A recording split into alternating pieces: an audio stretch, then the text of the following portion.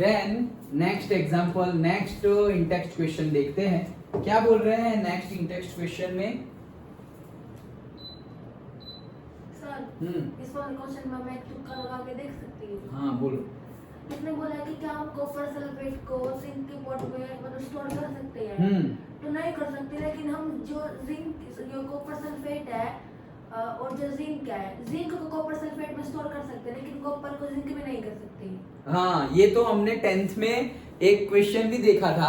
Okay 9th, अच्छा तो 10th में भी आता था अगेन यही रिएक्टिविटी सीरीज में कि तुम किसको किससे डिस्प्लेस कर सकते हो। ओके ये हमने पढ़ा था ना कि हम किसको किससे डिस्प्लेस कर सकते हैं। जो ज्यादा रिएक्टिव होगा वो डिस्प्लेसमेंट रिएक्शन में, कि जो ज्यादा रिएक्टिव होगा वो एक दूसरे को डिस्प्लेस कर सकता है, अदरवाइज नहीं कर सकता। तो यस तुम्हारा गेस करेक्ट है।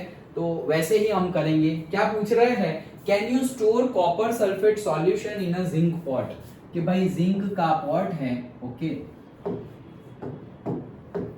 जिंक का पॉट है, ये पॉट किसका है, ये पॉट ही है किसका, जिंक का, और उसके अंदर हमें स्टोर क्या करना है, कॉपर सल्फेट। ओके उसके अंदर हमें कॉपर सल्फेट को स्टोर करना है। तो हम क्या स्टोर कर सकते हैं या नहीं। तो हमारा रिएक्शन क्या बनेगा भाई, जिंक है और दूसरा क्या है, कॉपर सल्फेट। हमें पता है कॉपर ज्यादा रिएक्टिव है या जिंक, जिंक अभी तो देखा कानो कार मांगे अल्ट्राजेन, जेन मतलब जिंक, और QHJJU तो नीचे है, मतलब ये अभी हमने जो देखा वो तो देखो जिंक ऊपर है और कॉपर नीचे है, मतलब कि जिंक इज मोर रिएक्टिव, ये ज्यादा रिएक्टिव है तो ये इसको धक्का मार के उसके साथ बॉन्डिंग कर लेगा।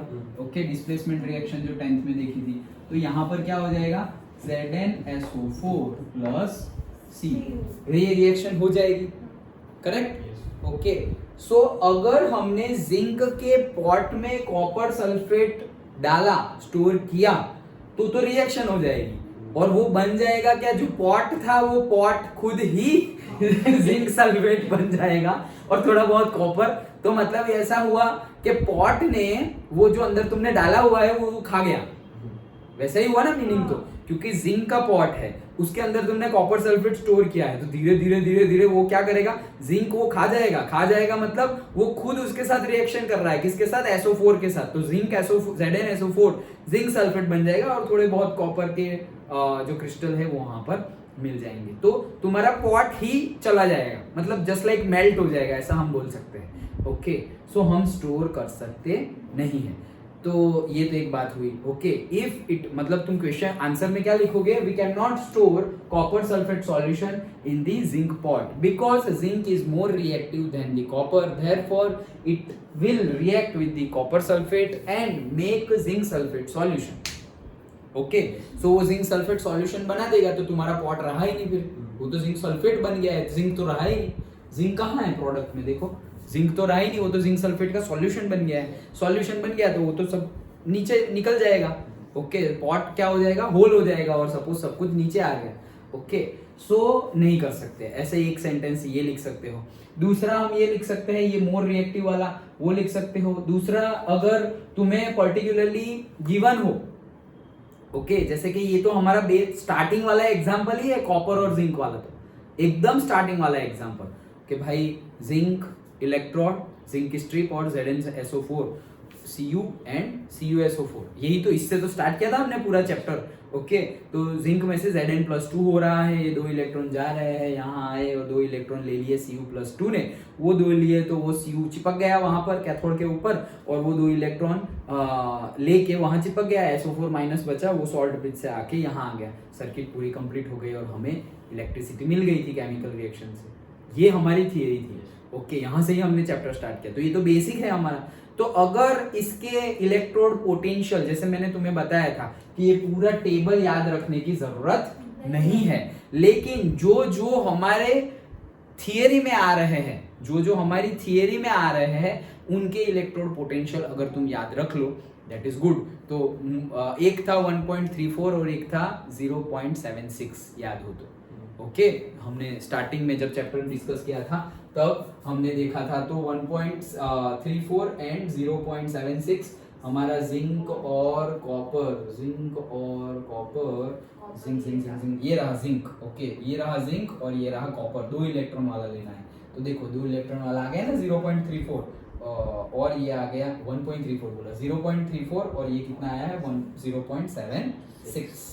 ओके, ये रिडक्शन पोटेंशियल है। सो हम यहाँ से बोल सकते हैं क्या, ई Zn+2 में से Zn बनेगा वो क्या है, Zn+2 में से Zn -0.76 एंड ई Cu+2 में से Cu बनेगा वो कितना है 0.34।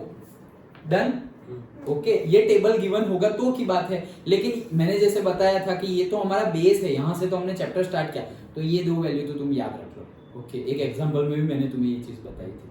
सो ये 2 वैल्यू तुम याद रख लो, क्या कि कॉपर का जो रिडक्शन पोटेंशियल होता है वो ज्यादा होता है। जैसे जैसे हम ऐसे ऊपर जा रहे हैं वैसे वैसे वैल्यू क्या हो रही है, बढ़ती जा रही है। देखो नेगेटिव से हम पॉजिटिव की तरफ जा रहे हैं। ओके, सो कॉपर का जो हमारा रिडक्शन पोटेंशियल है दैट इज मोर। ये तो हमें रिएक्टिविटी सीरीज से भी पता है ना, तुम सिर्फ नंबर 2 याद रख लो 0.34 0.76।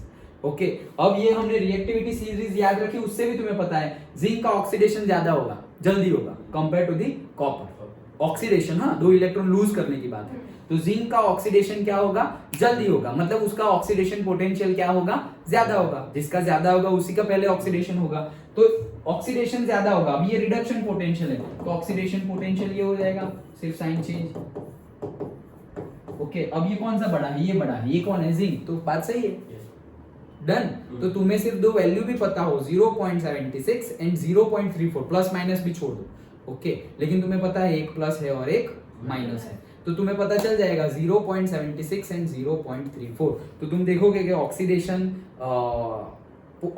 किसका होगा, जिसका ऑक्सीडेशन पोटेंशियल ज्यादा होगा उसका ऑक्सीडेशन होगा। तुम्हें पता है जिंक का ऑक्सीडेशन हो रहा है, तो जिंक का ऑक्सीडेशन पोटेंशियल ज्यादा होगा। ये दोनों में से एक ऑक्सीडेशन पोटेंशियल तो है ही। ओके, जो तुमने याद रखा है, तुमने सपोज ये 2 याद रखे हैं प्लस वाले। ओके, ये 2 प्लस वाले याद रखे हैं, प्लस वाले याद रखो है, नेगेटिव वाले। चारों नंबर में से सबसे ज्यादा वैल्यू किसकी है 0.76, वही जिंक का क्या है ऑक्सीडेशन पोटेंशियल। दूसरा तुम्हें पता है कि एक प्लस है और दूसरा माइनस है, तो ये कितना हो गया -0.34। सर प्लस पढ़ा होगा माइनस पढ़ा होगा, प्लस ऑलवेज। हाँ, डन, समझ में आया।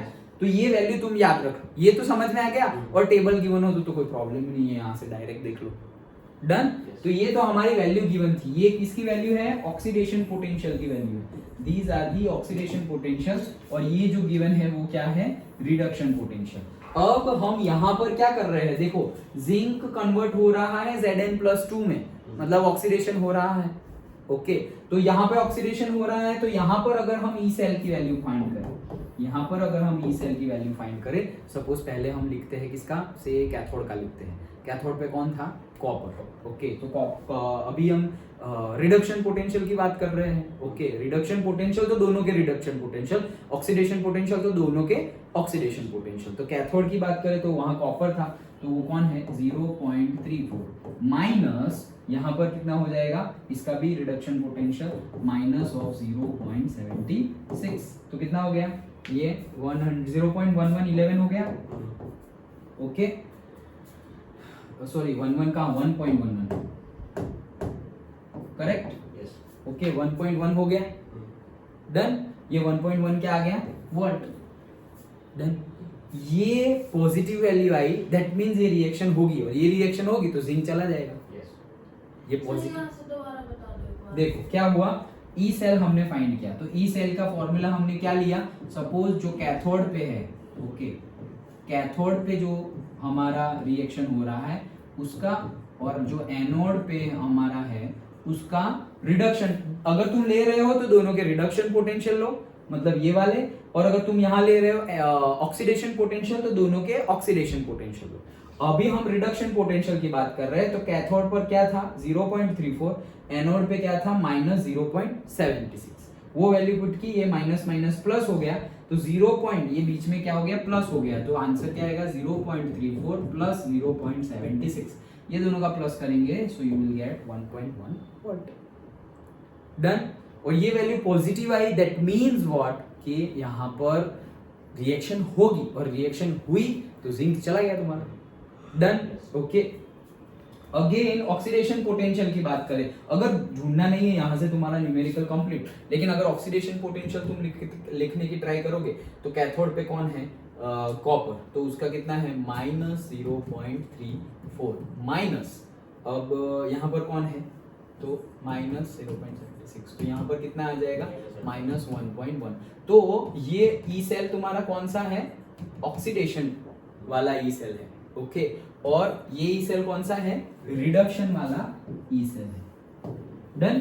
तो रिडक्शन वाला ई सेल तुम्हारा पॉजिटिव आए और ऑक्सीडेशन वाला ई सेल तुम्हारा नेगेटिव आए तो तुम्हारी रिएक्शन हो जाएगी। ओके, ऑक्सीडेशन वाला ई सेल तुम्हारा क्या है, क्योंकि हम कैथोड से स्टार्ट कर रहे हैं ना, इसलिए नेगेटिव आएगा। समझ में आ रहा है? अगर ऑक्सीडेशन हम एनोड से स्टार्ट करते, यहां पर तुम क्या लेते, एनोड माइनस कैथोड, तो पॉजिटिव होता, क्योंकि एनोड पे ही तो ऑक्सीडेशन होता है, एनोड पे ही ऑक्सीडेशन होता है, वो तुम यहां ले लेते, तो जिसका ऑक्सीडेशन पोटेंशियल ज्यादा होगा वही एनोड पे होगा, वो ज्यादा माइनस कम करोगे तो पॉजिटिव नंबर आ जाएगा, तो यहाँ पर तुम्हारा आंसर क्या आ जाएगा, पॉजिटिव। लेकिन कब पॉजिटिव, जब तुम एनोड पहले लोगे और कैथोड बाद में लोगे। तो देखो सब कुछ लॉजिकल है, याद में रट्टा नहीं मारना है। ओके, अगर हमने क्या बोला, ऑक्सीडेशन पोटेंशियल की बात कर रहे हैं, सो ऑक्सीडेशन पोटेंशियल, एनोड पे ऑक्सीडेशन हो रहा है, तो एनोड पे जो है वो पहला लिया तुमने, और माइनस करके कैथोड पे जो है वो उसका ले रहे हो ऑक्सीडेशन पोटेंशियल, तो बिगर माइनस स्मॉलर कर रहे हो, तो आंसर क्या आएगा, पॉजिटिव। लेकिन मैं उल्टा कर रहा हूं, कैथोड वाला पहले ले रहा हूं ऑक्सीडेशन पोटेंशियल, एंड एनोड वाला बाद में ले रहा हूं, तो स्मॉलर माइनस बिगर क्या आएगा, नेगेटिव, तो वही है नेगेटिव। समझ में आया? तो रट्टा नहीं मारना है, समझना है। ओके, सो इन शॉर्ट क्या हुआ, अगर रिडक्शन पोटेंशियल पॉजिटिव आ गया तो तुम्हारी केमिकल रिएक्शन हो जाएगी, और अगर तुम्हारा ऑक्सीडेशन पोटेंशियल नेगेटिव आ गया, कब ये पॉजिटिव नेगेटिव, कब, जब तुम पहले कैथोड माइनस एनोड कर रहे हो तो पॉजिटिव नेगेटिव। अगर एनोड माइनस कैथोड करोगे तो मैं उल्टा बोलूंगा, फिर ये पॉजिटिव आना चाहिए, ये नेगेटिव आना चाहिए। समझ में आया? पक्का? Okay, so if cathode minus anode तुम कर रहे हो और उसमें तुम रिडक्शन पोटेंशियल कर रहे हो और उसमें तुम्हारा आंसर नेगेटिव आ रहा है तो केमिकल रिएक्शन होगी, और अगर ऑक्सीडेशन पोटेंशियल कर रहे हो तो तुम्हारा आंसर वो पॉजिटिव आया तो तुम्हारी रिएक्शन होगी, और ऑक्सीडेशन कर रहे हो तो वो वाली वैल्यू तुम्हारी अगर नेगेटिव आए तो तुम्हारी रिएक्शन होगी। डन। और अगर रिएक्शन होगी तो ये तुम्हारा चला जाएगा, क्योंकि वहां पर है ही नहीं, अब क्या बन गया है, copper and zinc sulphate. Done. तो ऐसे क्वेश्चन ऐसे छोटा सा पूछ लिया है, लेकिन उसके पीछे कंसेप्ट पूरा लगेगा। अंडरस्टूड? समझ में आ गया?